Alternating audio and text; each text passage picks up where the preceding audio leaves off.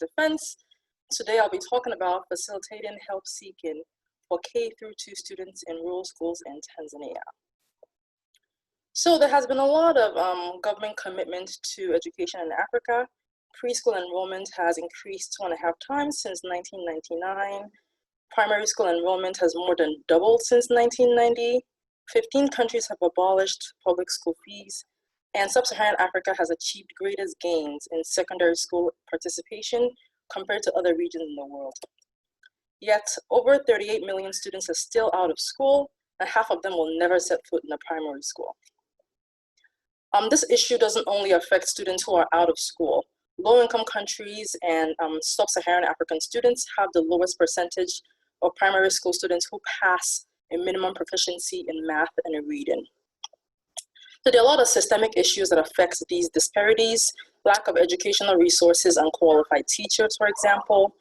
In rural areas especially, families depend on their children for labor, and parents themselves may have had little opportunity for quality education. All the work that we're doing is happened in Tanzania with 57.3 million people, and the predominant language being Swahili. Education is a priority in Tanzania. It's considered a basic human right, and secondary school enrollment has increased by over 50% since 2008. However, for the same period, number of teachers entering the system have decreased by 10%. The number of schools have only increased by 2.4%. So more students, less teachers, and pretty much the same number of schools. And the teachers to student ratio is really high, about 1 teacher to 82 to 98 students. It's also very difficult to recruit teachers to rural areas. There was a survey conducted that showed that 38% of teachers were absent for 2 or more days in the previous week. So there's a lot of opportunity for technology-driven solutions here. Lots of organizations and initiatives have deployed tablet-based interventions. One of them I'm going to be talking about today is RoboTutor, which was developed here at Carnegie Mellon. And there's also a lot of initiatives that have been working on feature phones to deploy educational interventions using this method. So interventions have shown some success. However, different factors, including the misunderstanding of local context and the lack of understanding of how students receive support while learning, hinder their adoption. For the structure of this entire defense, first I'm going to start with the first study, which really addresses how do students with limited technology experience interact with education technologies. Then I'm going to discuss how peers can support one another while learning with technology. I'm going to follow up that with a technology intervention that we developed to help peers support themselves and see how this really works in practice. And finally, I'm going to end by amplifying the voices of educators, local educators in these schools, to see what their disposition is to peer-peer collaboration, and also reveal other opportunities that we can, that technology can help to close this education disparities. So for the first study, what happens when you deploy education in rural settings? There's this very romantic notion that you would just drop technology and somehow children will figure it out and they will learn themselves.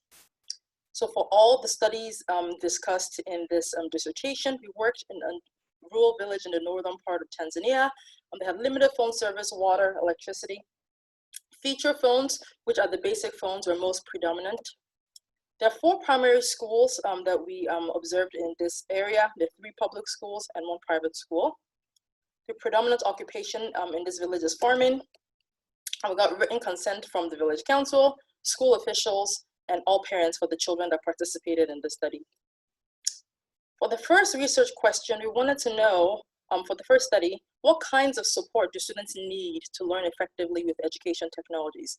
And do other students provide all of them? And also, how do students engage with learning and technologies at home compared to at school? For this study, we observed 50 students K-2, both in school and at home. And for their parents, the predominant occupation was farming. We saw that children needed application supports, which is really how do you navigate an application learning with technology. This was evident in 26 of 30 sessions. Knowledge support just means that I don't know the content, help me. And this was evident in 25 of 30 sessions. And digital literacy, how do you use a tablet? We saw that the first time we got there in 2017, only 2 students were able to tap correctly without help. And you can see students, children, they will try to use, navigate the tablet however they are. So we saw like gesture problems, like using fists, and you see parents and adults like modeling how to use the technology on the table or holding students' hands to teach them how to perform a basic tap gesture. Support is extremely important while learning, right? Trained adults provide help, motivation, and enforce rules of engagement. Also, teachers provide domain knowledge because they are trained to teach. Peers also improve cognitive activity, they increase motivation and satisfaction, and peer-to-peer support brings about discourse that leads to positive learning gains. To summarize our first study, we found that there are 3 main kinds of support that children need: application support, knowledge support, and digital literacy support. Peers provided this support mainly by modeling, so I will show you how to do it, or direct manipulation, I'll do it for you. Peers did not provide any knowledge support. Peer help was inconsistent, and sometimes they didn't want it, so I don't really want the help, and you impose on me anyway. Students were way more focused on learning activities in school compared to at home. When we saw that students struggled at home, it was easier for them to lose focus. And knowledgeable adults provide all 3 kinds of support, but if you have a teacher in the room, peers did not collaborate at all. So given teachers' limited presence in schools and capacity, and this culture of teacher-driven communication, we must design technologies that allow peers to support one another to maximize the success of these education technologies. For our second study, we started to investigate how can peers support one another while learning with education technologies. We had 6 groups of students that we, in the experiment, half of the groups, or rather for all 6 groups, we picked leaders. For 3 groups, we said, you are public leaders. So we informed both the leaders and everyone else in the group, if you need any help, talk to this person, they will help you. And in the other condition, we only told the leader that they were the leaders. We didn't tell anyone else in the group, just to see how they would support their friends.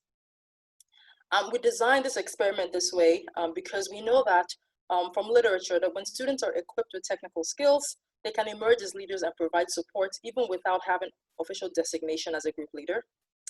And helping behaviors differ when they're assigned rather than emergent. So we knew that assignment of leadership was important.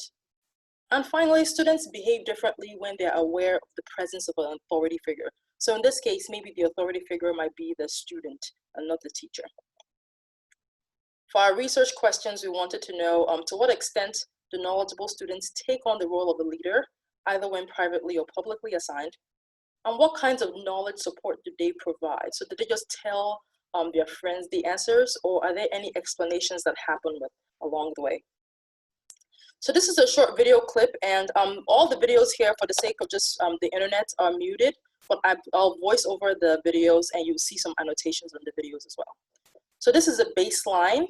So you see like this boy in the middle is just knowledge telling. So he's reaching in and just doing the activity for the friend without saying anything. There's some imposition. This boy reaches in and she doesn't really want it. There's interruption. Children are playing and somebody else exits out of it. And there's also feedback sharing. So the boy in the red sweater tries to pick the wrong answer and you see somebody smacks his hand away. That's feedback sharing. Finally, there's active help seeking. So students who are struggling for help, they're able to like reach out to their friends and ask them to help them. And if you notice, most of these interactions are adjacent. So students are not really getting up and moving around. In the private leader condition, leaders behave very similarly to the baseline condition. They only responded to 21% of the help requests that they got. And there are very clear negative consequences for students not receiving this help. Lots of inactivity. We saw students walking away, some tears, and also help was not persistent.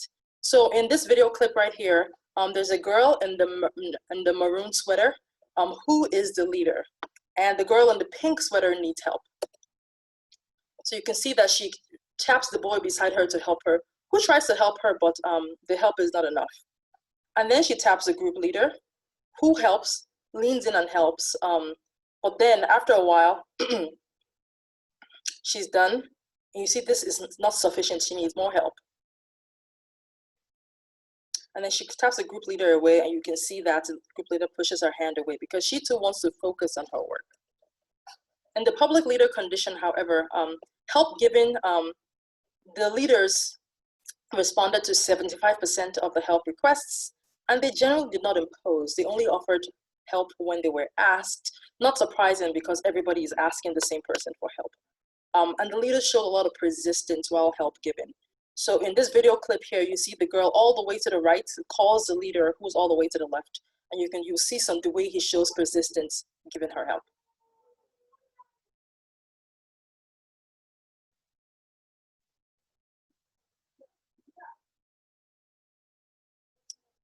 I'm going to speed up the video by 4 times to see like just how long he stayed there. For this issue, actually they needed to restart the tablet.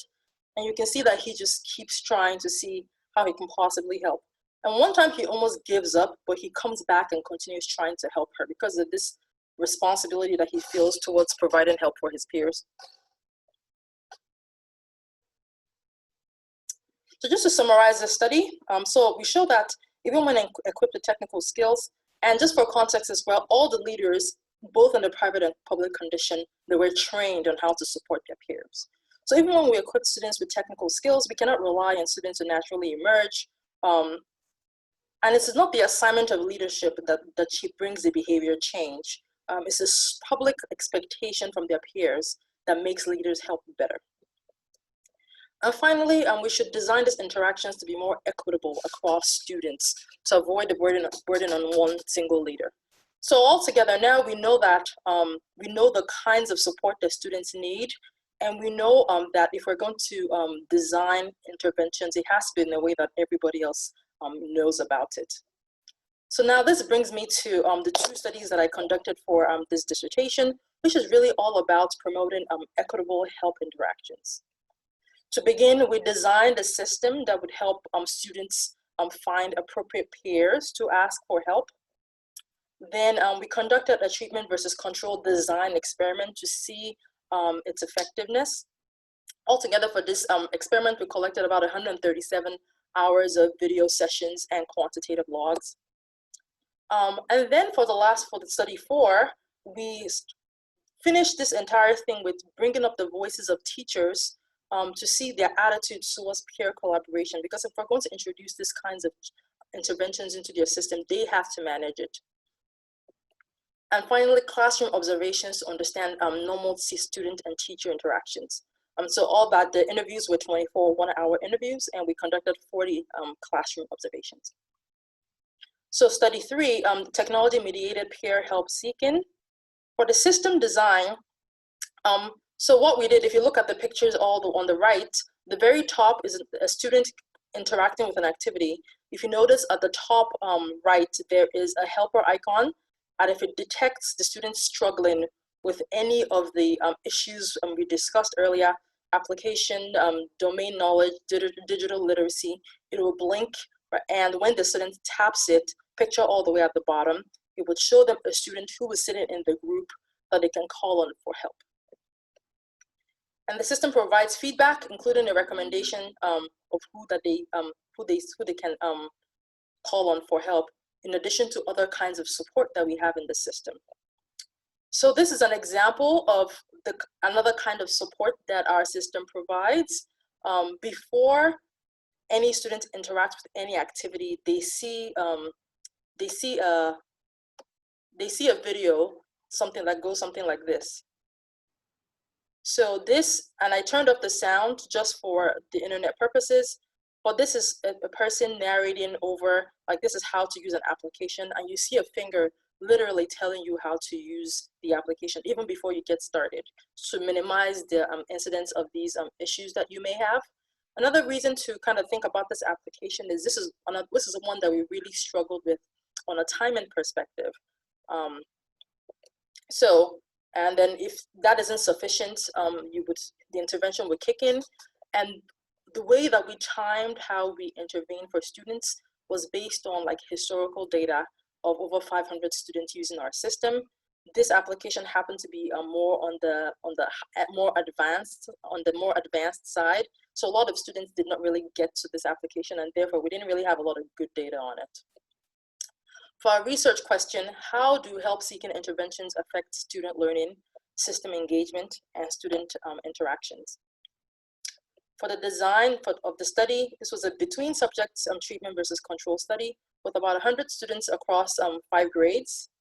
We conducted pre and post tests to determine learning gains, and we randomly assigned into the treatment and control groups, balancing by students' prior relationships to one another. Because if you're going to sit students in a classroom, their prior relationships matter. To determine prior relationships, we used a technique developed by Bogardos and Moreno in the late 1920s. You pretty much ask the children to pick their best friends from a list of students. In our case, we presented students with a picture roster of all students, and they will tell you, these are all my best friends. And based on that, you can calculate the friendship network of each group. So in our case, most girls pick girls, most boys pick boys. Some girls are closer to some girls and vice versa. So if you just pick a close group of girls and randomly pair them with another close group of boys, you end up with groups that are equivalent with their prior relationships. For the study activities, we pulled students from their classrooms to attend study sessions that were set up in a room specifically for the experiments. For each session, students sat in a long row, like the background picture, and their seating positions were randomized each experiment session, so that way they didn't get to interact with the same person. Altogether, we had 16 mixed gender groups with 5 to 6 students per group and 5 to 6 experiment sessions per group, with a baseline and an endline session conducted as well. For the instructions, we told all students, thank you for coming. We will leave you now to work by yourselves in the next hour. It is your job to provide help for your friends. So just giving them this public accountability. If your friends ask you for help, don't just show them the answers, teach them. You can go to the bathroom or leave whenever you want. See you later. And for the experimental group, we told them, if you see this helper hand flashing, touch it and it will show you a picture of your friend who can help you learn better. Call them to help you. Qualitative observations, we gathered data from 137 hours of video, 69 of them in the treatment condition and 68 of them in the control condition. We also used the videos, which is the qualitative logs, to annotate the system logs. So assuming that the system recommended says, the system detected a student was struggling with application support and recommended student A, we watched the videos to see what actually happened, right? Did the student respond? Did they call? What kind of help was it? And so to annotate the videos, we used a 30-second partial interval coding methodology, where we annotated every 30 seconds if students interacted with a non-adjacent child and what kind of help was provided to them. For the quantitative logs, we had tablet logs on student performance and interaction with activities. We also had logs from the help-seeking system on the errors detected and the students that were recommended. And to analyze the data, we used hierarchical linear models or regular regressions, t-tests, and descriptive statistics. For hypothesis, we were hypothesizing that first, students will have increased interactions with non-adjacent peers because we are telling them to interact more. We hypothesizing that students would have higher completion rates and significantly increased selections of harder activities. We also hypothesized that learning gains will be significantly higher both within the system and on the paper test. For our findings, to begin, just baseline behavior. So all the way to the left is nursery 1, which are the youngest students. All the way to the right is primary 3, and I'm going to be using class and primary interchangeably. They mean the same thing. So you see that generally speaking, as students grow older, they kind of interact with themselves less in a learning session. Nursery 1 students actually never use the intervention. So the first session they called on one another, but the rest of it they just dismissed it. So perhaps maybe they're too young for this kind of intervention, and most of them were 5 years old in our study. For the other grades, students noticed the intervention for the first 2 sessions, but didn't really call on it. They called on their friends and their friends dismissed it. So that prompted us to, after the end of session 2, retrain them and just to demonstrate, if you get called, sit with your friend and you guys work together. So the first hypothesis, the number of non-adjacent interactions, you can see that the orange bar is the intervention condition or the treatment condition, and the blue bar is a control. And obviously you can see that this intervention caused them to interact a lot more. This is obviously significant. And another thing to note in the regression tables is as students get older, down to class 3, they interact less. And also, the first session, students interact way more. They're pretty much responding to every single time the intervention tells them to call on somebody. By the 6th session, they kind of are able to monitor their cognition much better and only call when they need help. So the hypothesis is true. So far as the effects of prior friendships, we saw that students called on one another regardless of gender.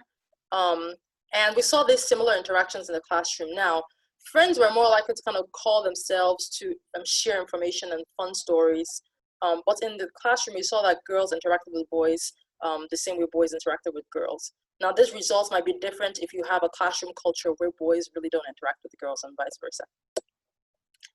So far as like types of interactions they have, you see that, so application support, which is the blue bar, in the treatment condition that happened way more than the control condition.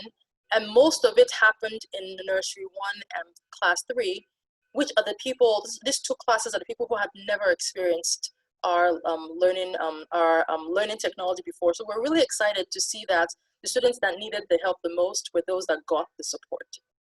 Information sharing is equivalent.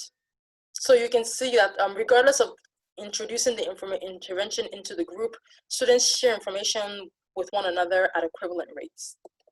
And finally, if you notice that in knowledge support, we didn't observe any knowledge support in the control group, but we saw incidents, 29 incidents of knowledge support in the treatment condition. It's also important to note that the system that we are deploying adapts to students' current knowledge. So if you have a system that doesn't adapt to this, if it goes with a classroom model, then the number of knowledge support interventions or interactions are likely to be much higher. We're also very happy to see that the way that the intervention was designed transferred. So students recognize the icon as equivalent to hand raising, which is something we were really wanted to transfer. Most knowledge support was knowledge telling, and we saw a few incidents of knowledge building interactions. For example, students sounding out the syllables out loud before helping their friends. This chart shows how positive the help interactions were. So the blue bar just means the percentage of interactions where their friends came and dismissed it, and the orange bar is the percentage of positive help interactions. So as you can see that as students get more advanced with using the system, the percentage of positive help interactions increase.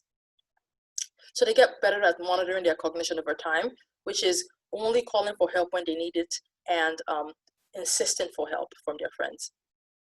Another thing that is important to note is that the group pretest score was a determinant on how positive, the percentage of positive help interactions in the group. So the higher the average group pretest score, the more likely they were to provide more positive help.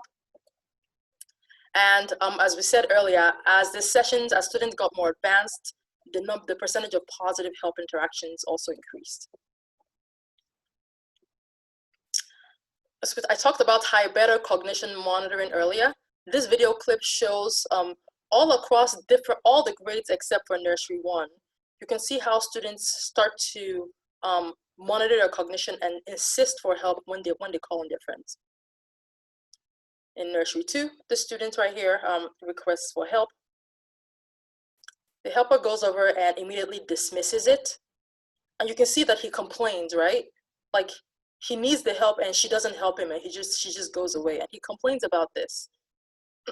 And immediately he goes back to try to activate the helper to get somebody else to give him the help he needs. In primary 1, somebody requests for help and she dismisses it originally. And then he insists that she has to give him help. And you see she gets up and she starts to help him. In primary 2, the girl all the way to the right activates the intervention, but that's not who she wants. She wants somebody specifically to come and help her. So she dismisses the intervention suggestion and then goes back and starts to request help all over again, so that she can get somebody else in the group. And finally, you can see that this student requests help. He provides help to his peer, but not enough. And as he leaves, you can see the student calls him back to like insist that you absolutely have to help me. The interesting thing about these interactions is these students are sitting right next to each other, like the girl in primary 2. She could have turned around and called the person that she wanted to call for help, or the boy in nursery 2, but you can see that they're actively using the intervention to help them pick the person that they want. So activity completion rates, we found that there were no differences between the treatment and the control condition for activity completion. These results are consistent with the previous paper that we wrote, that activity completion rates are more related to engagement and enjoyment of activities and not necessarily ability. The next thing I wanted to talk about is activity selection. So the way that we presented the menu to the kids is they could pick from literacy, numeracy, stories. However, the intervention was only present in the literacy and math, which is numeracy sections, which means that if I didn't really want to the stories, which is at the bottom left, has mostly ungraded activities. So if I didn't really want to like engage in anything, I just wanted to passively listen to content, students usually just migrated there to avoid difficulty. So it's important for us to see, are students selecting this like math and literacy since they know they will get help? We found that in the treatment conditions, students selected math and literacy significantly more. And this was true even for students who utilized the intervention the least, which is nursery 1. For the other students, it might just be because they know there's somebody there to help them when they, there's somebody there to help them if they struggle. And for nursery 1, it might just be the novelty of just seeing their faces on the tablet that makes them go there.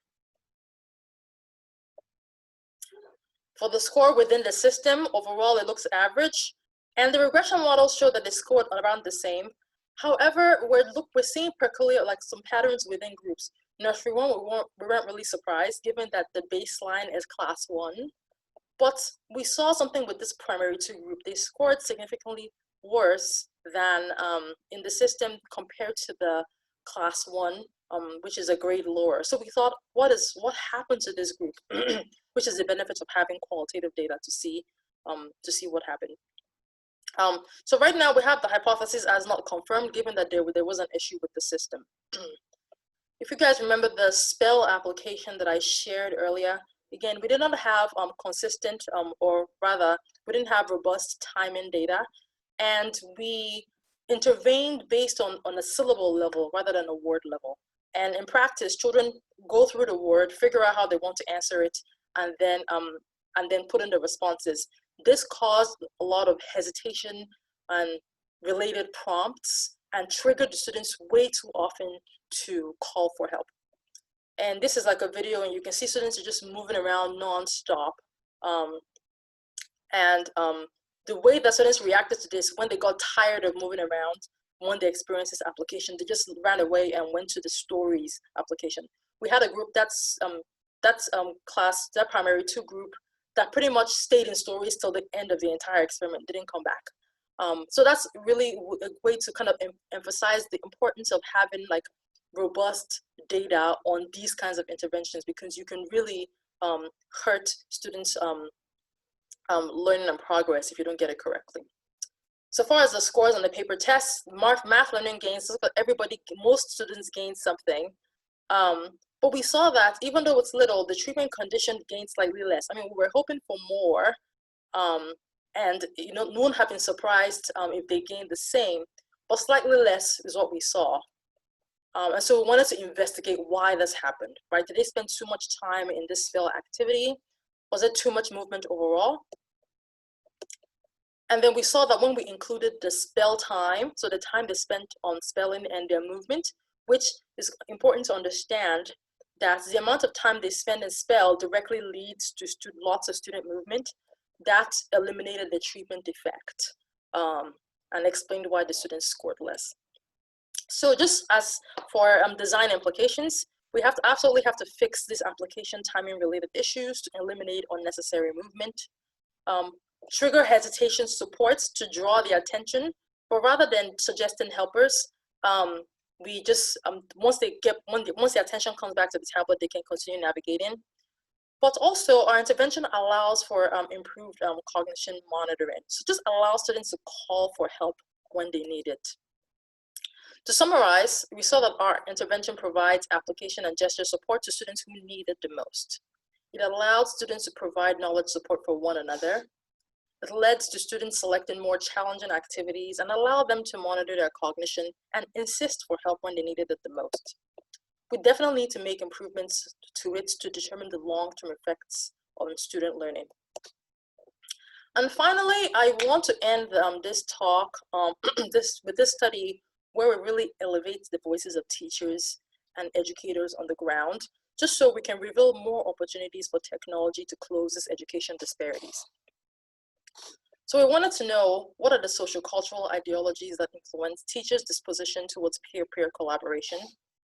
And how are peer collaborative practices demonstrated in the classroom? And finally, what are some struggles that teachers and students experience in this learning context? And how can technology potentially help? We know from previous literature that classroom practices in Tanzania are primarily teacher-dominated, and students only speak up when they're instructed to do so. When they initiate conversations unprompted, teachers either ignore or silence them. There's a paper written by Amy Stambach in 1994 that underscores this teaching culture with the title, "Here in Africa, We Teach and Students Listen." However, these students might already collaborate outside of school. We know that Tanzania has a culture that is reflective of help giving and collaboration. We know that older siblings already have the responsibility of instructing, guiding, making money, and doing homework for their younger siblings.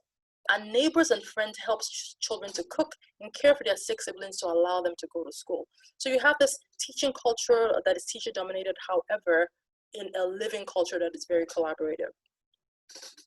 So for our teacher interviews, we interviewed 24 teachers and administrators from 4 schools. Interviews were conducted in Swahili with the help from a translator. We obtained consent from every teacher. The interviews were audio recorded and transcribed.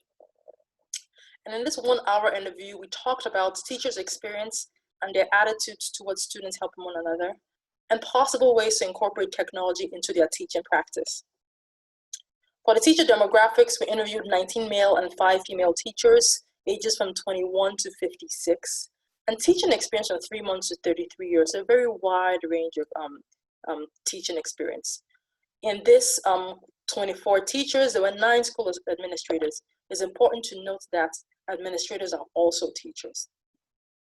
So far as the teachers to student ratios in our studies, the first public school had the ratio of 1 teacher to 99 students. The second one was 1 teacher to 375 students. This was a satellite school. There was 1 teacher that was responsible for teaching and being the administrator for the entire school. The third public school had a ratio of 1 teacher to 111 students, and the private school had the ratio of 1 to 20. For the classroom observations, we observed 40 altogether, 23 in the private schools and 17 in the public school. Also want to acknowledge my role as an external observer and as an adult in these classrooms. I worked with the students for multiple sessions every day, taking them back and forth to the experiment. And so I've kind of become a face that we're very familiar with. So when the teachers were in the room, everyone was very attentive, but when they left, students often came to me to ask for help, just to see how comfortable they felt with me around being there. I obtained consent from the school authorities and teachers before every observation session. Students were also informed before every session. And I participated in all the learning activities, raising my hands and answering questions like the students as well, just to fit in. For the study design, this is adapted from a partial interval observation protocol where in the private schools, I divided classrooms into 3 sessions and observed each group a minute at a time. I was looking for when students interacted with one another and how the teacher reacted to that interaction. So was it positive? Was it negative? Did the teacher not notice, or did the teacher just ignore it? And for the lab classes in the public schools, because they're such a big class, I focused on the teacher interactions with students specifically. And this is an example of my logs will probably look like at this time I saw the student, teacher had a negative reaction or did not notice, and so the notes associated. For the data analysis, I did using a grounded theory approach and conducted a thematic analysis, which we reviewed the codes and themes with my advisors, and we discussed all areas of disagreement and modified as necessary. For the findings, the first question, what are the social cultural ideologies that influence teachers' disposition towards peer collaboration in rural Tanzania? For the first thing, government policy is evolving. 20 of 24 teachers stated that their teachers allow them to collaborate. All of them had less than 10 years of teaching experience. The other teachers, such as the other 4 with 11 to 33 years of experience, they said the education policy did not allow them to collaborate. So one teacher said, I went to school in the 80s. At the time, the education policy did not allow us to cooperate. The teacher comes into the class and teaches students, and all the students take notes. Right now, the education policy tells us to use the participation method. So now, just based on this quote, we know that teachers in this group in our population most likely support collaboration because the government policy mandates that they do so. And we cannot state the importance of the government policy in this context enough. The public school jobs means guaranteed income and benefits until your retirement, unlike private schools that are affected by like weather, agricultural seasons, COVID-19, for example. All those things affect teacher salaries. All the private school teachers that we talked to, maybe except for one, said they were all seeking government jobs, even for half the salary, despite teaching in smaller class sizes, because job security was extremely important to them. And the public school teachers, many of them send their children to the private schools, but said they will not teach there because, again, job security. Teachers are also aware that students understand their peers better. So most teachers said they support collaboration, but the other 3 being kindergarten teachers, and said, I don't really think collaboration is appropriate for my group currently.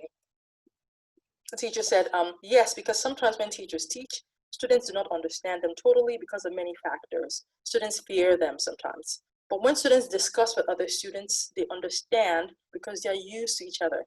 The language they use is like the informal language. They use vernacular, so they mix with another language to make the students understand. So even they are aware that students can teach themselves in ways that they likely cannot. Most teachers said that they allow collaboration only for activities that they, teachers, design and coordinate. Otherwise, they regard it as cheating.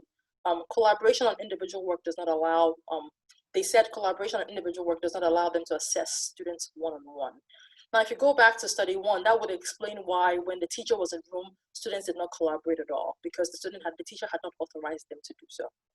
And they said if they were going to create groups, it was going to be mixed gender, high and low achievers as well in a group.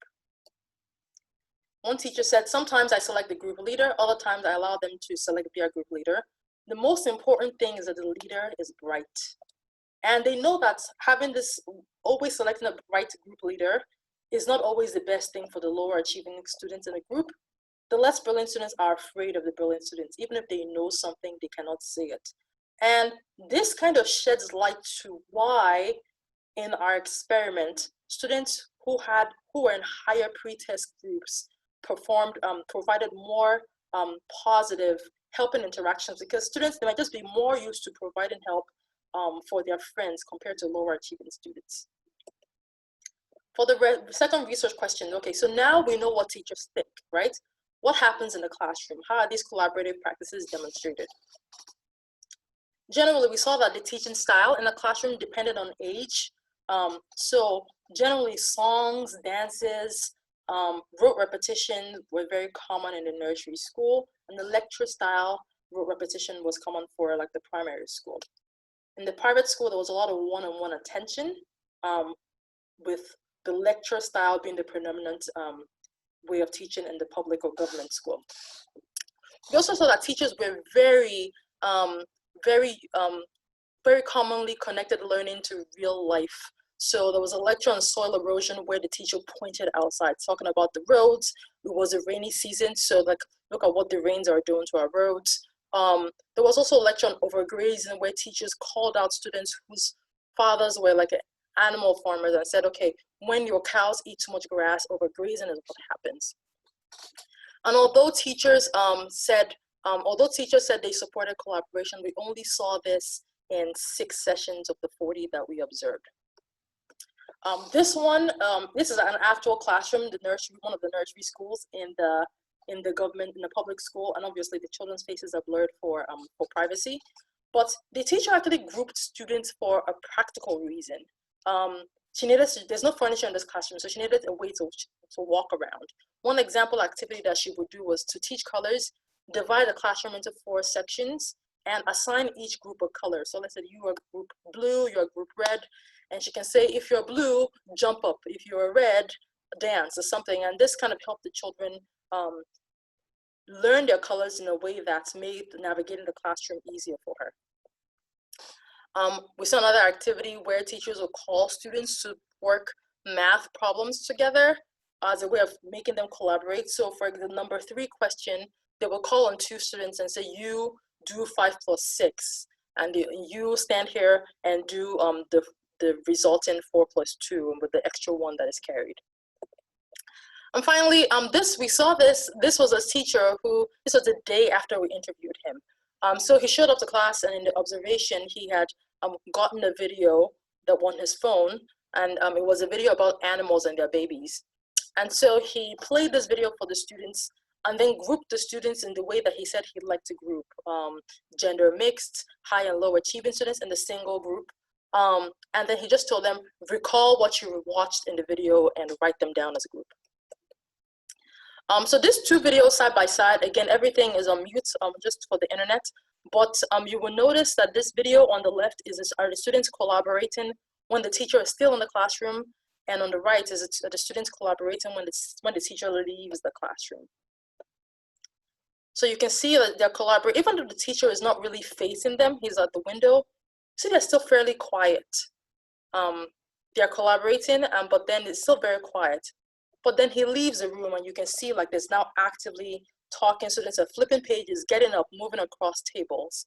So you can see that in this context, even when teachers like specifically authorize students to collaborate, this teacher-driven model of education or of communication is still prevalent. And we saw this in different classrooms. When teachers are not in the classroom, students are collaborating, talking, walking around in a way that is not possible or that does not happen when teachers are in the room. We saw 39 incidents of students collaborating while the teacher was in the classroom. 24 times the teachers did not notice because students have gotten really used to doing this. They act like they want to borrow a book or borrow a pencil and kind of talk to one another. 12 times the teacher reprimanded them, so saw them and said, go back to your seat or face your work.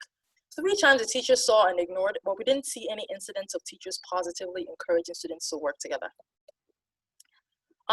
Teachers just assumed that when students collaborated without their authority, they just copied answers from themselves. So one teacher said, cheating is bad. It means they don't understand it. That can make them fail. If they copy, you don't know who knows it. However, we saw other utterances or other kinds of discourse that were not cheating. We saw in the private school, the instruction was all in English. Remember, they speak Swahili in the village. So we saw teachers give English instructions and students go to their peers who spoke better English just to help them translate the instructions to Swahili so they knew what to do. We saw students verifying answers with one another, but this was common among the high achieving students and not the low achieving students. And we saw lots of incidences of students just discussing and reading together in a way that was not copying. So this is kind of the importance of this kind of research where you can form research partnerships with teachers on the ground, because if we can tell teachers, actually, we know you support collaboration, but this is actually what is happening on the ground. They're not all cheating. Perhaps teachers would be more receptive to allowing students collaborate. And finally, what are some struggles that teachers and students experience in this context? And how can technology help? Large classes are a problem. In-class grading and feedback is near impossible. Teachers can only pay attention to students in the front because sometimes you just have too many students to do that with.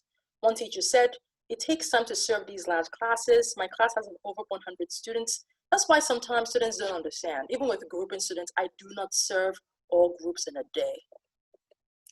And teachers think that technology can help them automate tasks like grading and distributing learning materials in a way that is too time consuming for them to do. And they noted that even if we have all the tablets, even if you give us 200 tablets, there'll be a problem with noise. Everyone will open a different program and you cannot control it. So even if you give these teachers all the tablets in the world to help with their classrooms, they can't still use it just because large classes are a limitation. And teachers really expressed interest in using technology in groups. So I will give a group of 6 one tablet, and we can all do the same thing that I coordinate as a teacher. There are also infrastructure challenges in rural areas. So I asked the question, if I give you 100 million Tanzanian shillings, this is your wish list. And this is after we had talked about the benefit, they had talked about how technology can help their teaching practice, and I had given them a demo of our learning system. They all had their top 6 for all of them technology wasn't included. They wanted classrooms, power, books, teaching aids, toilets, housing for teachers, drinking water. I mean, there's a lot of things that teachers need that despite the benefits of technology trump this need. For the implications for design, we see that this insights brings up new opportunities for technology in ways that I think as a research community, we really haven't explored. So automation of technologies that automate time-consuming tasks, for example, grading, considering that they often have to do not only multiple choice, but consider children's handwriting, giving individualized student feedback when they might not be able to notice what is happening, distribution of learning content, also teacher training for incorporating collaboration in their practice, because again, we see that the government supports it, the teachers are open to it, but they might not just know the right ways to, or the most efficient ways to incorporate these into their teaching practice. And finally, learning technologies that are focused on groups rather than individuals. Remember, large classes are here to stay. Yes, the private school in our study has achieved really wonderful results in their outcomes for students. But teachers really prioritize job security. And so we have to design, if we're going to design technologies for schools, we have to really prioritize large classes. We have to understand government policies around teaching and learning and understand that teachers are limited. So we have to design so students can support one another. So just to wrap this entire thing up, thank you so much for sitting through the last 50 minutes or so of me going over these studies. Most of the studies that we conduct in our field really asks this question: can African students learn with technology in some way? The Global X Prize Learning Initiative is one of the biggest initiatives that have shown that yes, they can, right? They deployed tablet technologies with out-of-school students, and in 15 months, students learned the equivalent of 1 year of work. Even in our system alone, we saw that students started with rote repetition of vowels, and after 6 months, using the system for an average of 6 days per month, or 6 sessions per month, which the session is about an hour, they were able to independently read 3-letter syllables, masculine letters, and syllables as well. So we know that students can learn, but I really wanted to address this issue of, this idea of technology as the solution to Africa's education problems. First, our field is human-computer interaction. We are a technology-driven field. However, there's this way that we think about it. The education disparities are big, right? So there's this temptation to design equally big solutions that scale very wide, but in a context that is very diverse, both culturally and economically. We also have very limited insights from educators in the target context. I mean, my study 4 really shows the benefit of including these voices, because then they give us ideas of how to actually make more ideas on how to actually make improvements in these education disparities. And we have very limited collaboration, equal partnership collaboration with researchers in education and cultural studies field. Even in the way that we report education disparities, we often say, and I am guilty of this as well, there are 38 million students who need education interventions. However, this way of reporting into, disparities lacks context. For example, urban and rural areas, schools versus unstructured settings. On these contexts have very huge differences in infrastructure, affordability, feasibility, and directly impact the kinds of interventions that will be successful in these contexts. So just talking about internet and power infrastructure in Tanzania, the picture that shows up is the 2G coverage in Tanzania, mostly populated in, mostly available in urban areas. And you can see when we go to 3G, right, much less. And 3G is, I think, the minimum required to run anything that is internet reliant. And then when you go to 4G, it's only pretty much in Dar es Salaam and another big city. So also, a 2018 report shows that only 7% of Tanzanian rural areas have power supply, regular power supply. So the point I'm trying to make is the result of this is you have lots of interventions tackling this education in Africa issue, and they're all good interventions by themselves. However, most of them have modest learning gains because all complaining about the same thing. We deployed it here, but there was not enough internet, there was not enough power. And I think that if we have a context-first approach, these interventions will be way more successful. So we need to stop asking the question, can Africans learn with technology? We know that they can. Rather, we need to start prioritizing the voices of African teachers, students, and local knowledge custodians, and develop context-appropriate solutions. If there's anything I'd like to leave you with, it's that success of an education intervention is all about sustainability. It should not be that we as researchers go into a context, deploy something, and when we walk away, it cannot sustain itself. So infrastructure and income in urban areas allows for interventions based on smart devices. They're just more available, and there's internet and power to support them. The high percentage of formally educated adults in urban areas means that families can actually support education at home. In rural areas, you might not have a lot of formally educated adults, but you might have people who have education in other ways that we can take advantage of. We need to think beyond math and literacy in rural areas. So there are reports that show that sometimes parents hesitate to send their children to school because there's this opportunity cost of time to work versus school time. And if we're able to educate people on other things that are economically relevant, like agriculture, parents might be more willing to participate or send their children to school. And finally, without infrastructure investments, focus on feature phones and teacher support technologies in rural areas. Where is the future of my research? I'd like to make improvements to this help-seeking system and gather long-term usage and learning data, extend my work because I think it's a natural fit to urban schools in Tanzania and other English-speaking regions in Africa. And finally, I'd love to expand my work to underrepresented communities here in the United States. I think the work I do with culture and a context-first approach will really work very well in underrepresented communities. So far as my areas of contribution, the areas of contribution for this thesis, I developed a novel system that fosters help interaction between young students. There's other people who do individual peer tutor-tutee matching, or people working together, but where they're really the first that targets a system that just fosters people calling different people in a group, depending on the kind of help that they need. For the learning sciences, we show that this kind of system, a technology scaffolded help-seeking system, improves educationally relevant discourse, fosters knowledge support, improves cognition monitoring, and allows students select more challenging activities. And for education technologies in developing contexts, we show the importance of amplifying the voices of local educators to uncover more opportunities for technologies to reduce education disparities, and also driving this point of a context-first approach to deploying sustainable education solutions. Thank you all for listening. I'd like to say a huge thank you to my advisors and committee members for supporting my work, funding my work, and just giving me the opportunity to do a research project that is so dear to my heart.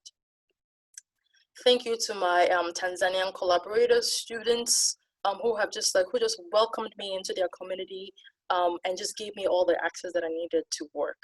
I'm going to share some wonderful pictures with the kids with you because we had a lot of fun taking them.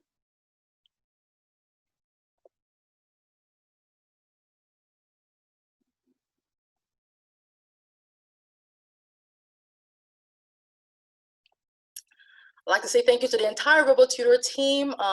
Without your technology and just your support of my work, this is Jack Mostow and the entire team, Kevin Deland, I wouldn't have been able to do any of this. I'd like to thank all the faculty members, both here in HCII and across the CMU generally, who have supported and specifically advised on the study designs for my dissertation. My collaborators, Evelyn is no longer here, but Evelyn, before my proposal and dissertation, actively equally contributed to every single study. So I'd really like to say thank you. And these are some undergrads and Emily Kleebler who participated in my previous studies. Also, my friends here at HCII, so many to mention, too many pictures, but I'd really like to shout out Michael, Alexandra, Judy, and Lynn. You guys have listened to every single talk that I've given for every single conference, have advised, have read my papers. I really appreciate it. Mike Madeo, who's at the top left, is also defending his thesis tomorrow, and he is talking about deploying feature phones education interventions in rural villages in Cote d'Ivoire. I think it'd be really amazing if you really like this topic, to attend as well. My African grad students organization here at CMU, you guys are amazing. And my support system, which the picture disappeared, but my friends, my family. I also want to shout out a bunch of women who have advised me and kind of helped me navigate this space, HCI, as a Black woman. So Tawana, Sheena, Tammy, Yolanda, you guys have been amazing, have advised and have helped me just become a better researcher even before I walked into this place. So I'd like to say thank you. And finally, Judy and Uche. So this, all the way at the left is Judy when I first got here, and this is what he looks like today in the middle. So this is a reminder that I've been here maybe a little bit too long and I need to leave. And yes, this is where the support system slide ended up, sorry. So yes, so my parents, my siblings, all my friends, you guys have literally dragged me through getting through this PhD. I don't think I would have gotten through it without you guys. So I love you guys. And that's it.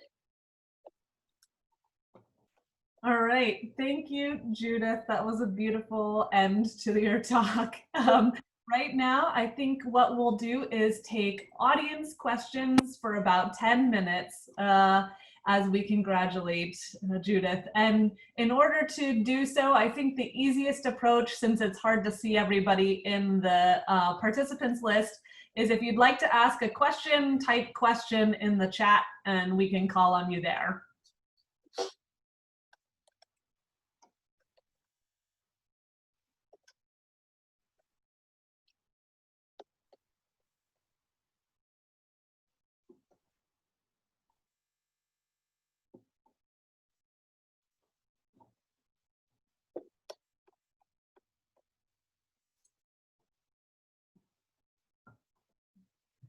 Giving everybody a minute to get the congratulations out. There's a lot of those to say.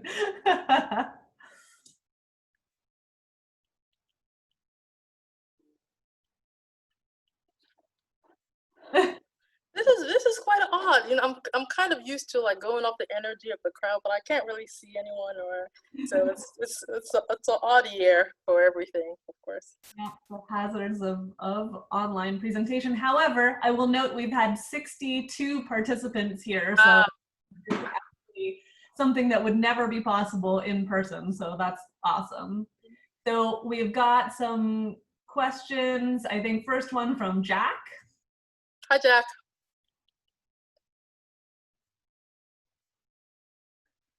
Jack, we'll let you ask your question out loud if you'd like. Oh, okay, I just unmuted myself. Judith, wonderful. I'm so proud and honored to have anything to do with this. So from the sublime to the ridiculous, in the instructions that you gave the students, for the control group, it mentioned they could go to the bathroom. Yeah. The part that you showed with the experimental group, it didn't mention that. Did it also include that on the slide with the experimental thing? Was that just one portion that was different? No, so the instruction that I gave the control group, I also gave the treatment group. So everybody heard the exact same thing. The treatment group also just heard the additional prompt about the helper intervention, but everybody got the same thing. Yeah, I figured you let them go to the bathroom too. All right.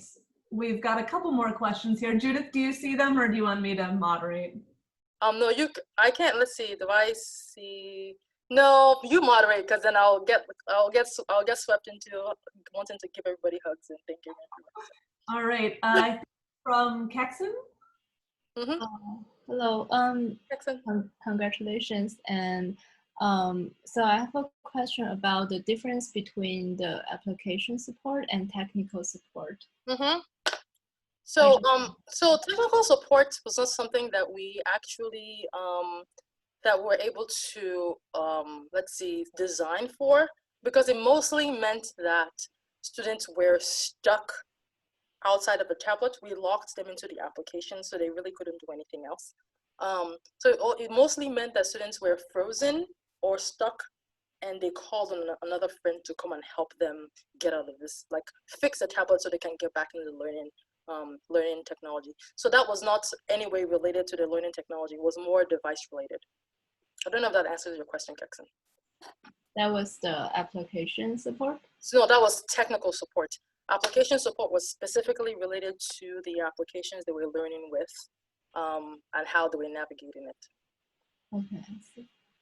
Thank you. And we have one from Oletan Adisa. Hi. Hi, Judith. Well done, and that was a great presentation. I just wanted to ask that how were you able to remotely collaborate with the Tanzanian teachers despite the distance and the time zone? And was it really helpful because I wasn't sure you were right there on ground to really see and monitor how things were being done. So how were you able to do that? So the answer is, to gather all the studies, I was on the ground. It is incredibly difficult to be able to manage and coordinate research activities if you're not on the ground. Just because, not even related to anything to the people. It's like, as researchers, we have, because we're trained to do research, right?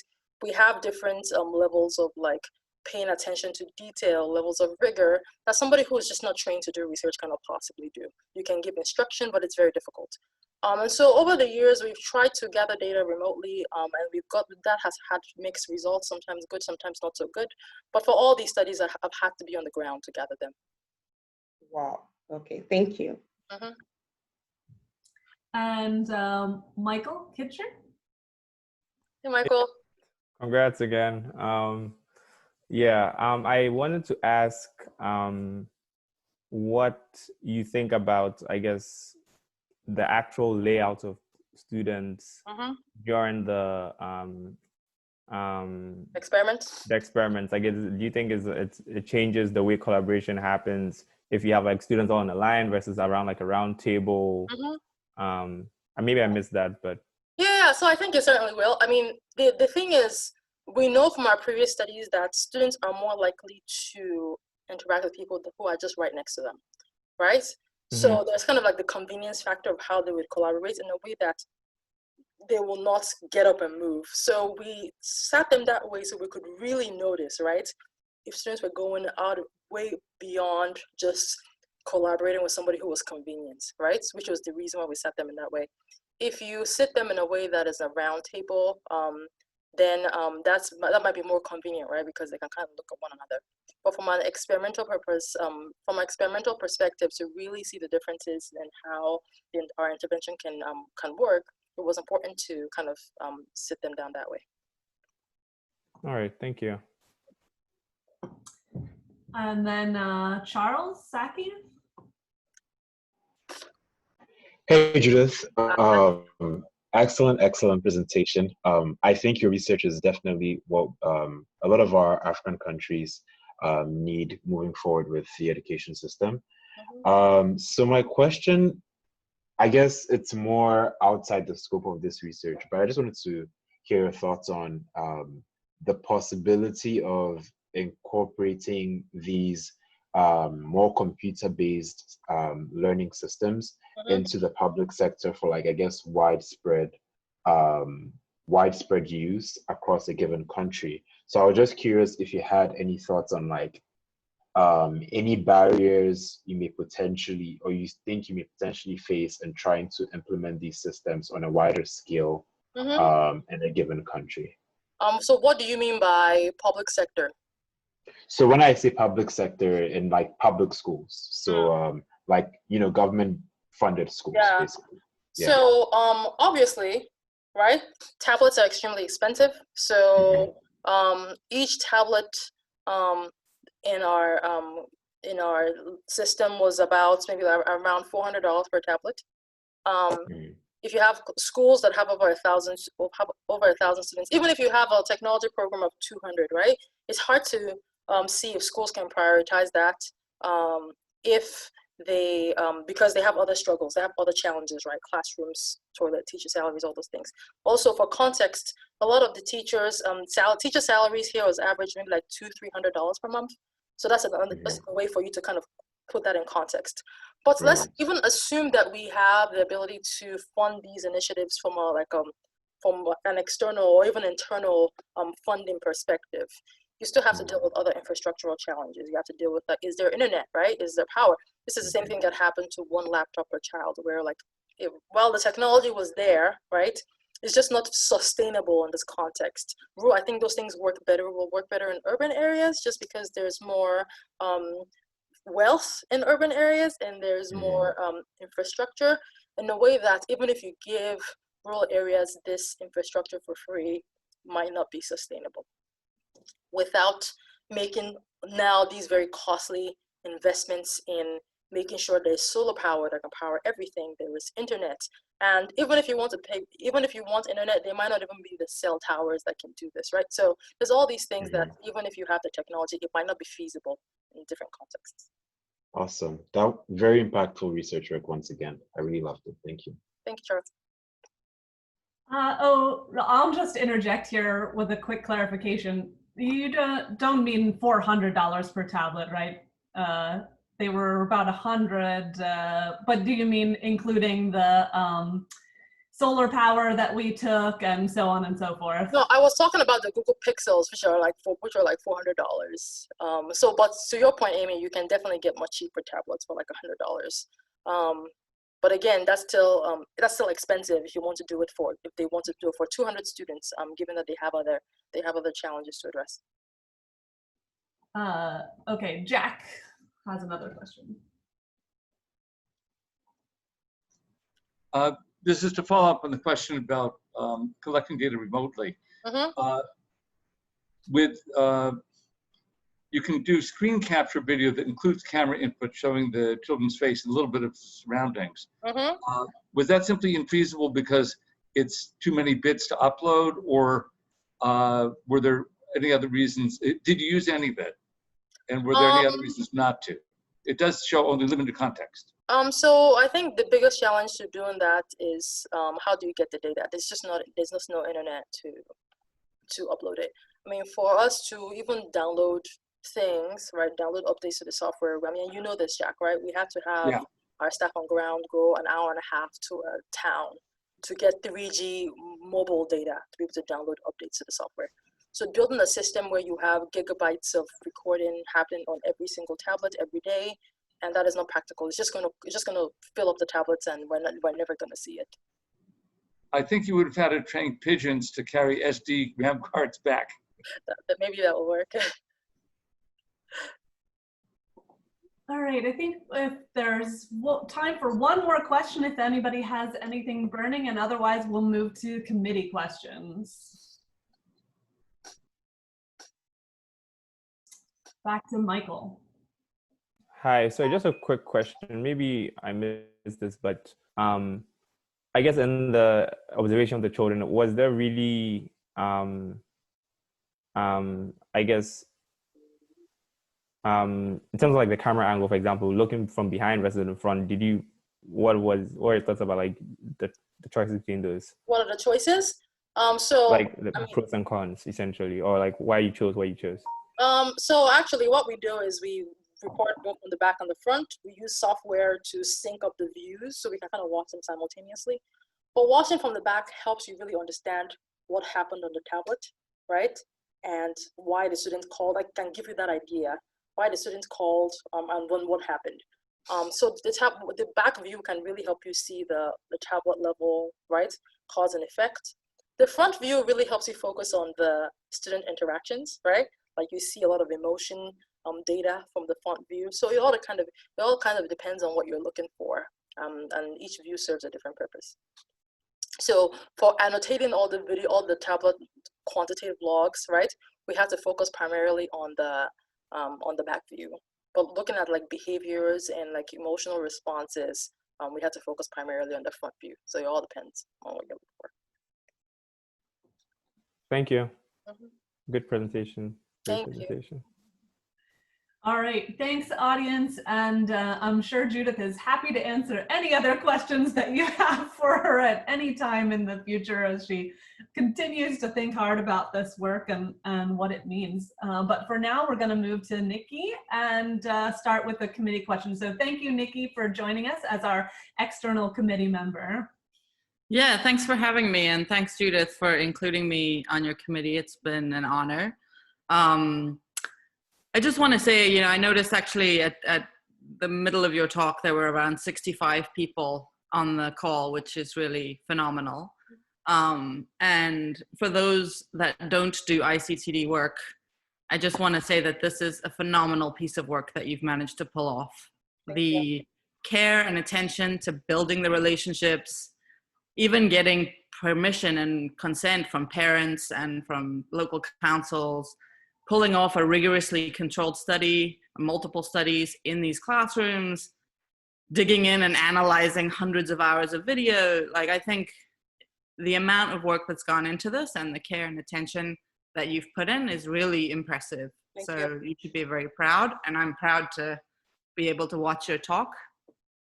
I have a couple questions. I'll start with one, which is, did you look at differential gains between students who were asking for help versus those who were being asked? So I think, overall, you're sort of seeing that there's no learning gains or perhaps slightly negative learning gains because of the time and all of that. But did you actually look at students who might be the ones struggling versus the ones that are more the helpers? So I didn't, but we thought about that. It's just when you're kind of analyzing that volume of data, right, you kind of sort of have to make some like very hard trade-offs of what to focus on. So I think that it's definitely worth investigating and looking at these differentials. But I think that going through the data, it required kind of a level of granularity in the way that we analyzed the data, right? That would have really added hours and hours, or maybe even months, to the way that we analyze the data. So to your point, yes. Well, to answer the question, I didn't look at the differential, but it was just kind of a time trade-off thing. But I'm going to note that so I can include that in the future, since I've already taken a first pass at the data. Yeah, maybe just a follow-up. I think because, so the control group is still getting this kind of personalized learning system. Yes. And so you're really just looking at this help seeking and help giving behavior. And to me, it's perhaps not surprising that you wouldn't see learning gains there, but the soft skills building or the kind of instrumental learning and leadership and all of those things, have you given any thought to how you might quantify or begin to think about measuring the gain of those sorts of skills beyond just the kind of knowledge learning component? Yes, so I think that a good outcome measure would be over time if groups who have overall lower pre-test scores start to have equivalent levels of positive health interactions.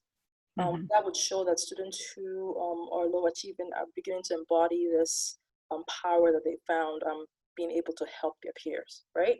So that's something that I would like to see over time change, just to eliminate this a more even spread of like the percentage of positive help interactions across high and low students with high and low pretest scores. So that's something that I think I'm interested in. So far as another thing that I think I want to see is an increase in the number of knowledge building interactions and not just knowledge telling. And those are kind of harder to capture because you can only see those if you capture video. But I think over time, just having this, I'd like over time for students to gain the confidence to have to do more explanations. And those are improvements that we can possibly make from a design side to help students kind of elicit more of these kinds of conversations. Those are the two things I would really like to see. I think that we can measure over time to see these improvements in a way that we can quantify it. Yeah, absolutely. Because I think, the way that you're phrasing it right now is a little bit like, oh, we hoped to see more and we didn't. But, another way to phrase it would be like, we stayed almost the same, and yet they got all these other things, without necessarily sacrificing much. So I think, it's a really interesting one. Cool. I'll pass it over to whoever's next. Great. Let's move to Jess Hammer, please. Hi. I just want to concur. This is fantastic work, and it's been an honor to support and to draw pictures with you on the whiteboard of possible game and intervention designs. So congratulations for a fantastic project and a fantastic talk. I wanted to pull out something interesting that you said and ask you to comment on it. So you saw this really interesting behavior of students deferring to the app to pick a helper, even when they don't need to. They could turn to the person next to them. They could go talk to the person they wanted. And it looks like what you're getting is this social licensing effect, where the app gives them permission to do the thing that they already wanted to do. I was wondering if you could talk a little bit about, given your interviews with teachers, do you think there's a role for technology in creating a social licensing effect for teachers to allow more collaboration in the classroom and to interpret collaboration as something other than cheating? I think so, but the thing is, from the teacher's, let me think about it this way. From the teacher's perspective, I think that we can, just respecting their existing teaching practices, right? We can definitely use technology to help teachers coordinate collaborative activities in the classroom and help teachers make more informed decisions about who can support which students with what in ways that I think might surprise them. So we see from our data that teachers are always going to default to the high achieving students, right? But we can show that depending on what kind of help you need, some people who are lower achieving in math and literacy can support their students, and that can help empower students in their classroom. I kind of change the way teachers think about this. So I think that certainly if we build technologies that can improve collaboration in the classroom, scaffolded by teachers, we can certainly help use the social licensing kind of methodology to help inform teachers of students who are better suited to help other students in a more equitable fashion. I'm not just leaning on high achieving students. I don't know if that answers your question, Jess. Yeah, it does. I mean, right, because you already mentioned this thing about how do we help teachers diversify the kinds of students who they see as leaders, that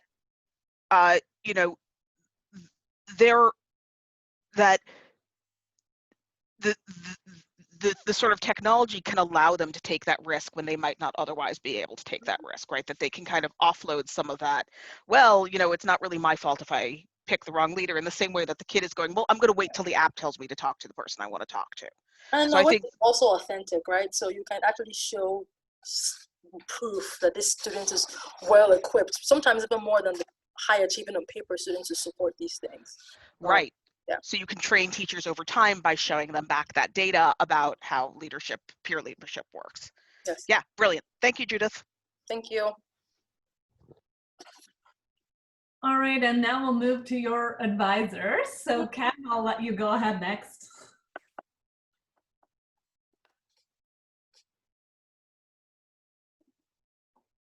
I think. Oh, you're muted.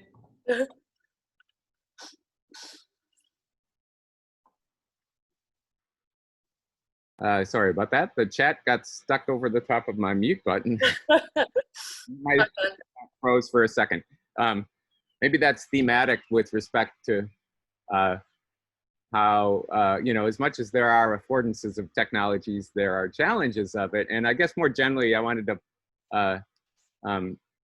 to pursue a line of questioning that'll come back in a moment along the lines of Nicola's question. But you described study 3 as a design experiment, and you know, I very much, I very much appreciate why. And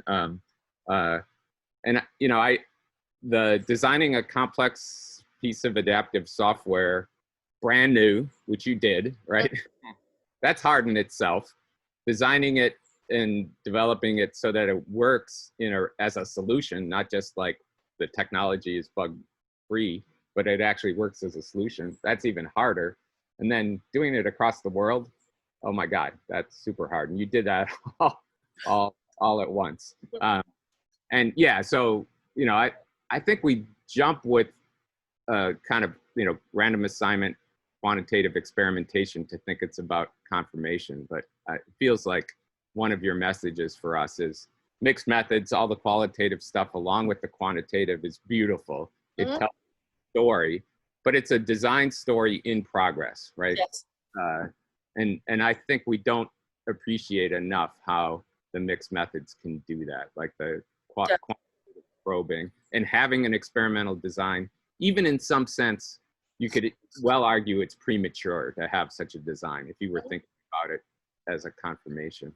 But it provides all these opportunities to really probe what are many steps in a long causal chain to get this right.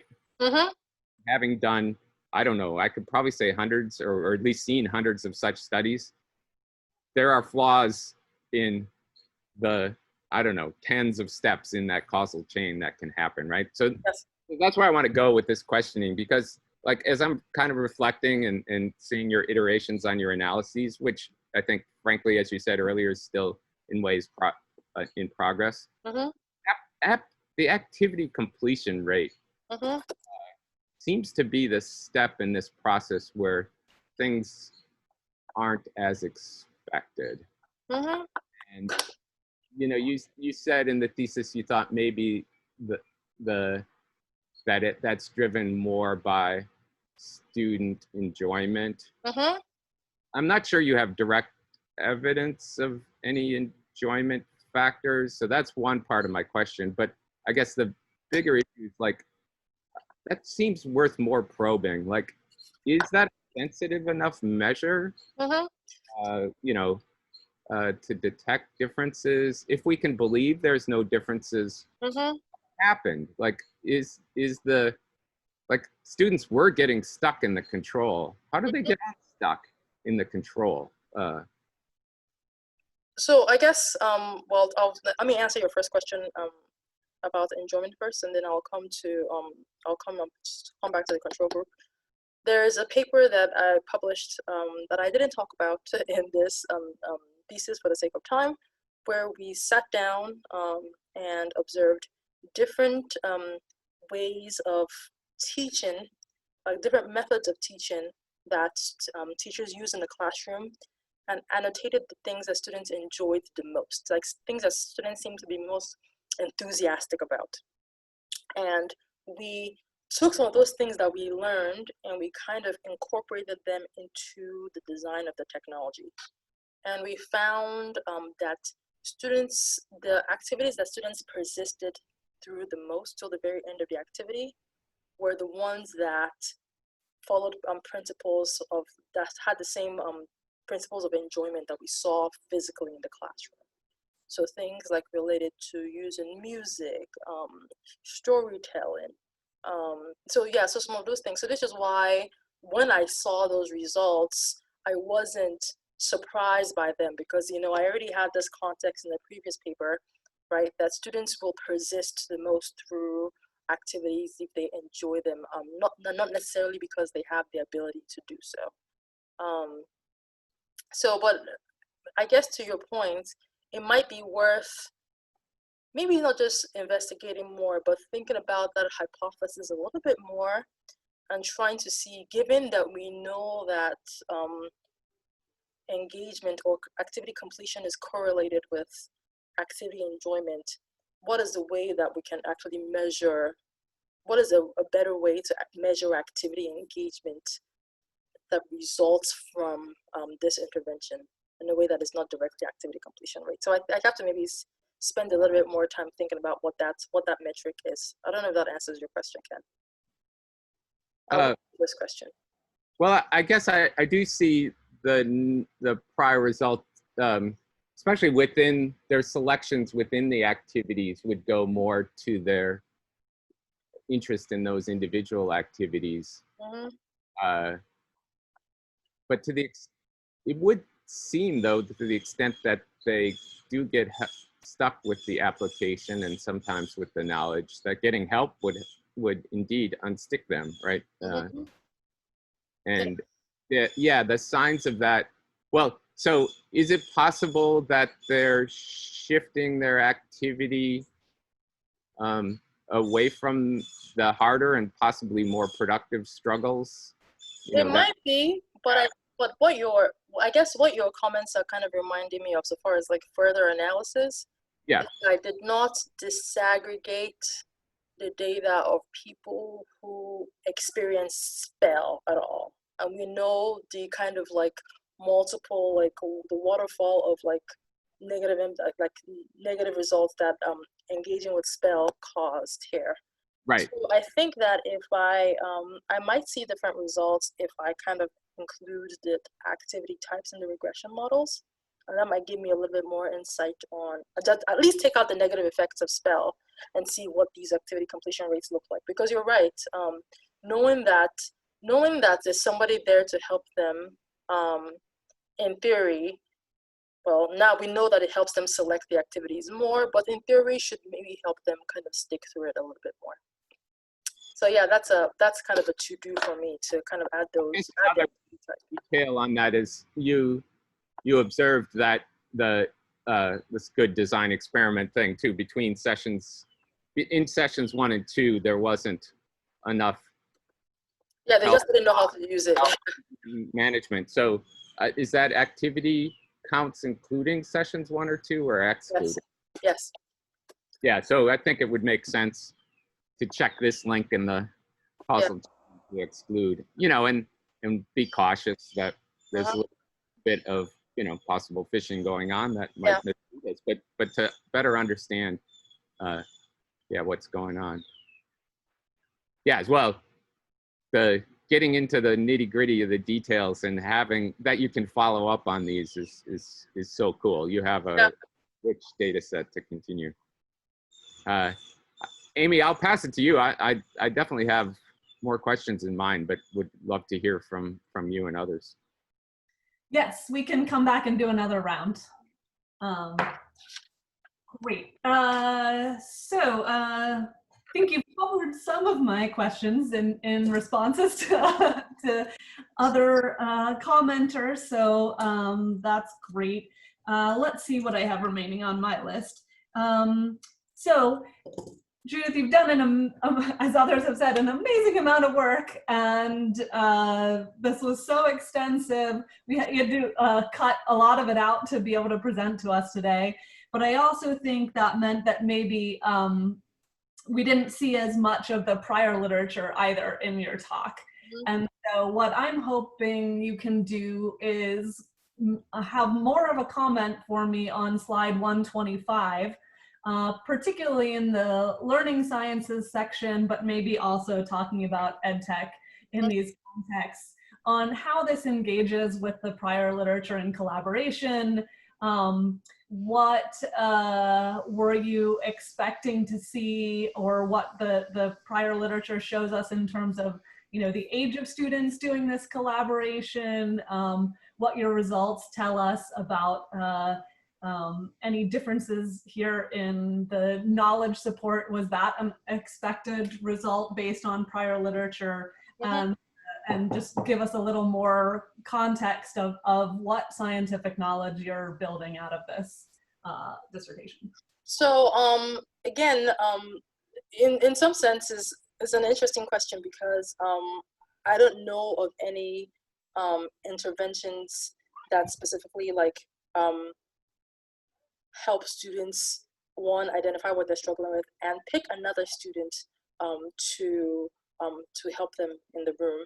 A lot of the literature that exists work with pre-assigned peers, like pre-assigned peers.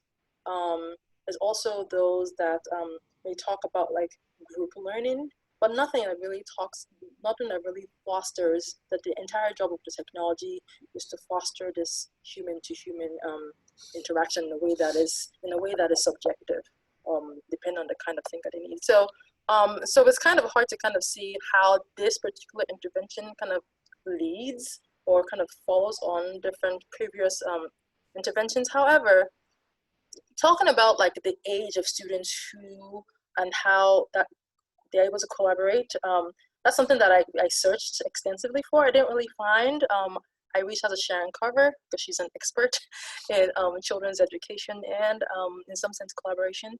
And she said, you know, she gave me some materials, but I guess the consensus is that children at even very young levels or young ages are able to monitor our cognition, maybe even as 4 years old, and are able to work sometimes in groups. I mean, depending on the task and what you're able to give them. So from a research perspective, I knew that starting just based on her insight and the materials that she gave me, I knew that 5 was probably the cutoff, like the bottom end to start. It seemed like below that was too young, and even at that, when we deployed our intervention, we saw that the youngest students, the 5-year-olds, did not use it.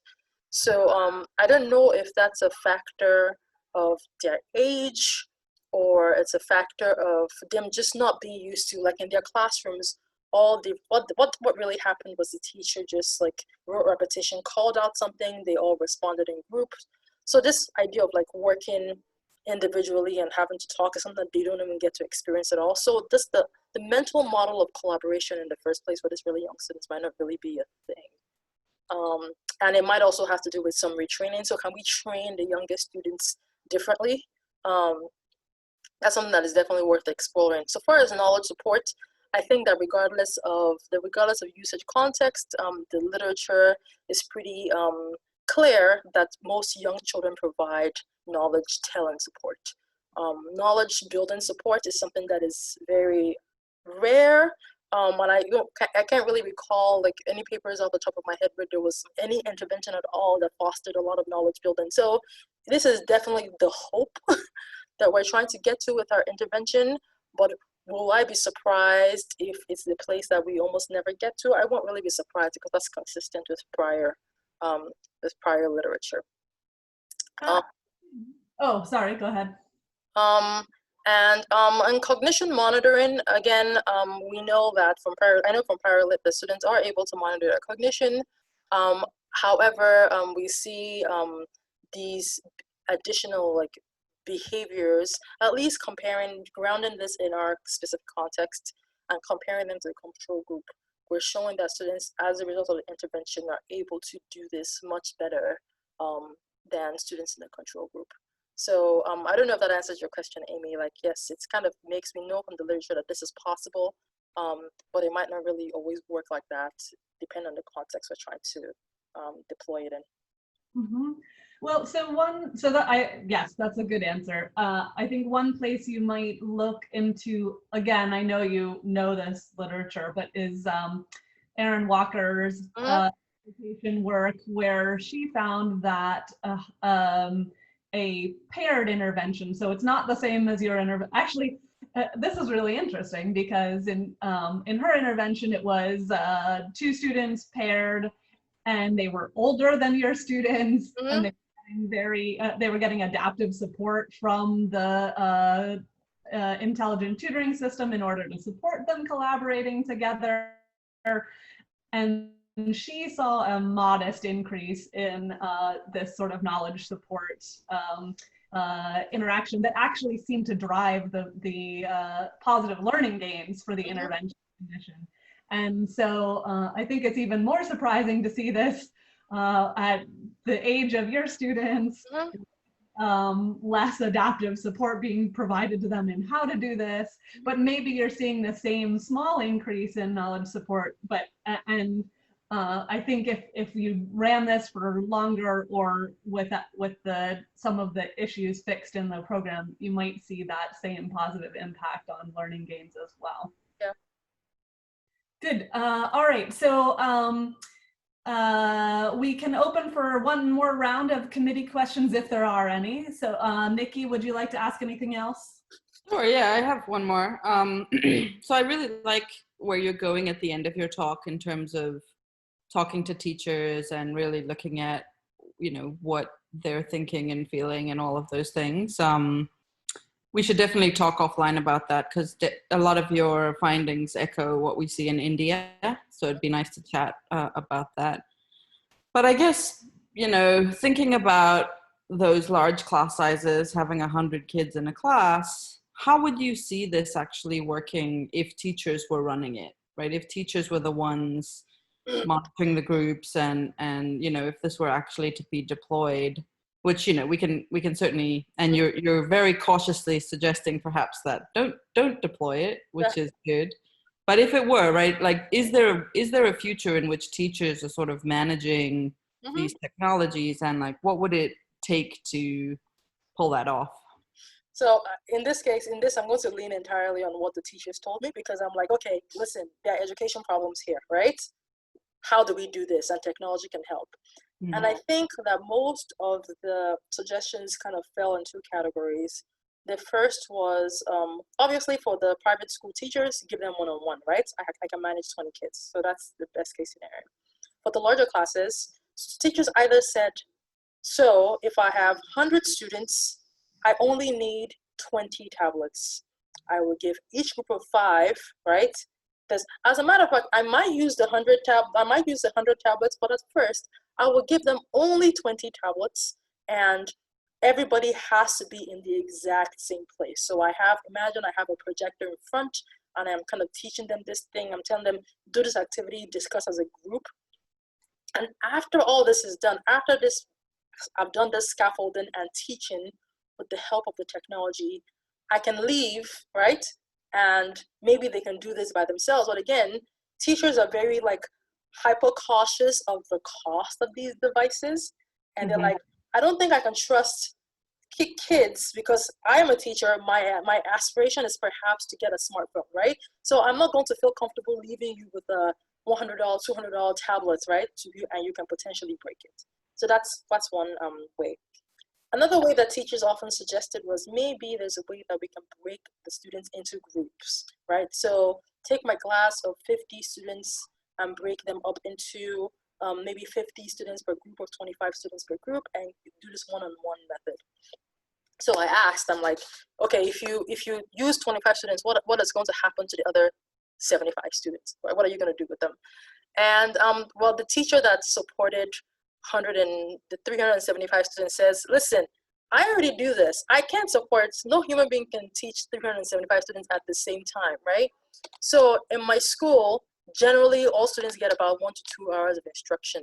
Some people come in the morning, some people come in the afternoon, right? So I can do this where it's your turn, it's your technology period. The rest of you can play outside, you can go home, right? This is your period. And students understand this and are able to attend when it's their turn.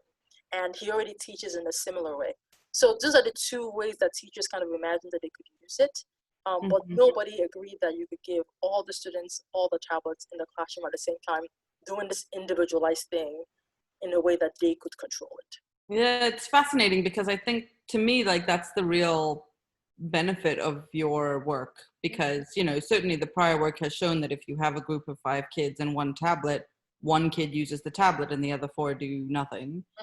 So I think the fact that you have everybody having their own work, but being able to ask for help from others is really what works about what you're doing. So it's interesting that they don't really see a way for that to be operational in the schools? I mean, even in a group of 6 students in our study, sometimes it was hard to hear. And we had to make a trade-off between giving the children headphones, right? So that way they could focus more. But if we did that, we would have taken away this public accountability of who the helper was, which is something we needed to maintain. Mm-hmm. So even that, we saw in our videos, students kind of leaning into the tablet to share, given that there's 5 other tablets doing different things at the same time. So multiply this effect by, 95 more students, and you can become very disruptive. Great.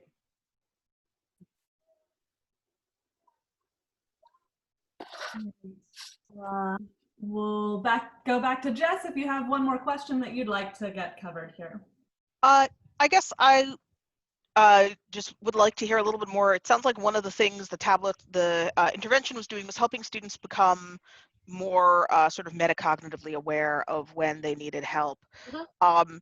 What existing classroom structures or activities could be linked to this metacognitive work or metacognitive improvement?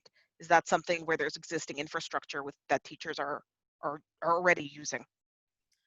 Not in this class, not in this classroom culture, at least nothing that I observed. Again, most of the teaching interactions that I observed in the classrooms was the teacher lecturing the students, asking questions with the students raising their hands. Sometimes the students who are more of the higher achievers who always raise their hands and the teacher will call them.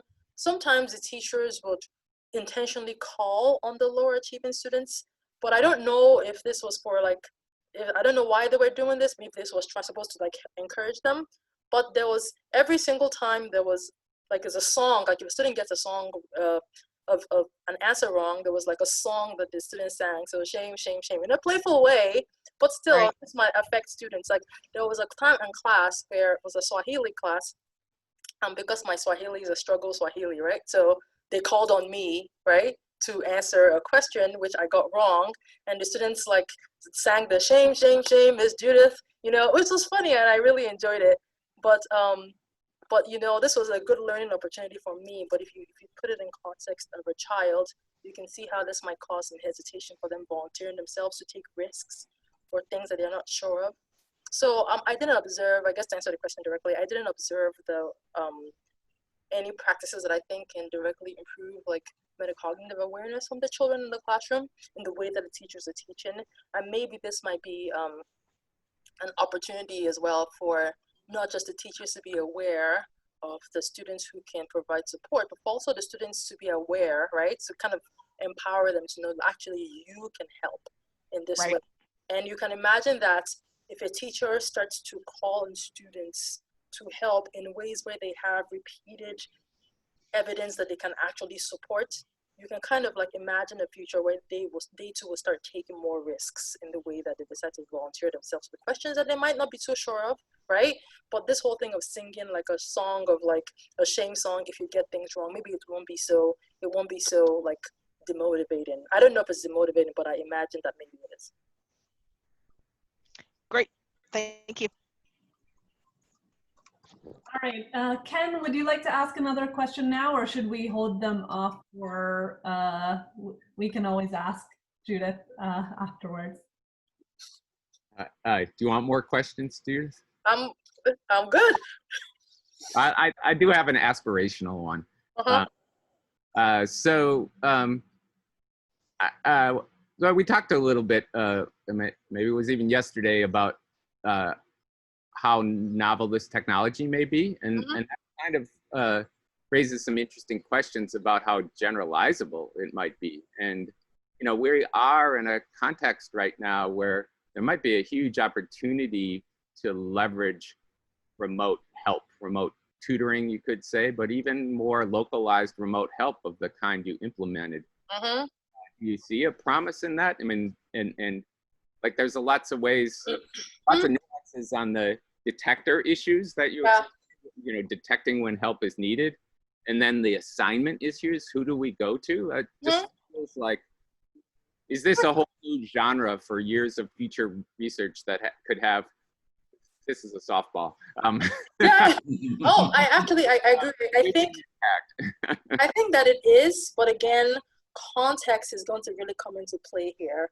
So yes, I can imagine a future where, yes, you needed some help with something, and somebody who is not in the room, right, can help you. Because now we're limited to only picking from 5 other students, right? Imagine we could pick from the whole classroom. Imagine we could pick from their friends at home, their family at home. The only limitation with this is, I mean, it's a practicality thing. You depend on the internet to do this in the rural village, right? Except you want students to be able to pick up and go to where they're going to and come back. While in theory it might work. Practically in rural areas that may be very difficult to.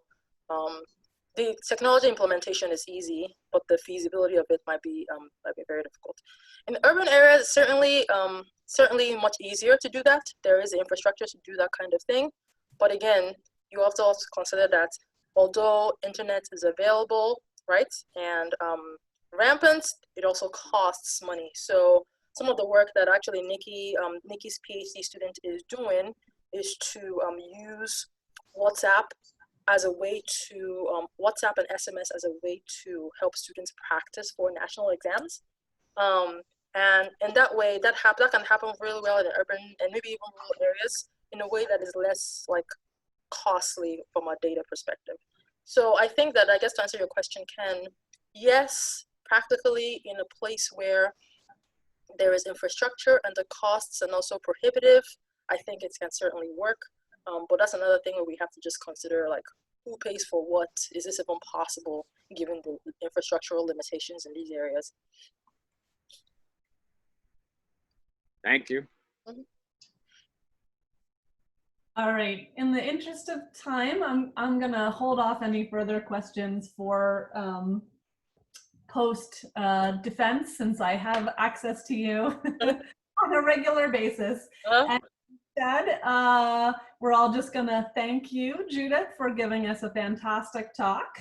So congratulations, you're through phase 1. And now the committee will move off into a breakout room, and anyone who wants to stay can hang out here in the Zoom and chat with Judith and each other. We'll go off and deliberate, and then we'll bring you in and give you our feedback and next steps, okay? Okay.